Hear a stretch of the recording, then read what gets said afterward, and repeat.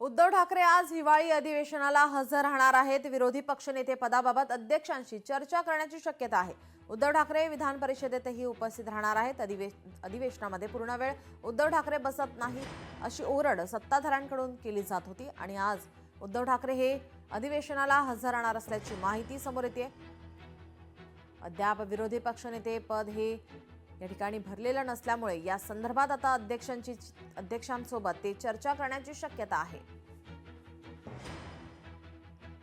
उद्धव ठाकरे विधान परिषद सुद्धा उपस्थित राहणार असल्याची माहिती। अधिवेशनात पूर्ण वेळ उद्धव ठाकरे हे बसत नाहीत या संदर्भात सत्ताधाऱ्यांकडून वारंवार टीकास्त्र डागण्यात येत होतं। तर आज या ठिकाणी उद्धव ठाकरे हे अधिवेशनाला हजर राहणार आहेत। उद्धव ठाकरे अधिवेशनात कोणता मुद्दा उपस्थित करणार या ठिकाणी सुद्धा सर्वांचं लक्ष लागलंय। तर विरोधी पक्षनेते पदासंदर्भात ते अध्यक्षांसोबत चर्चा करण्याची शक्यता आहे।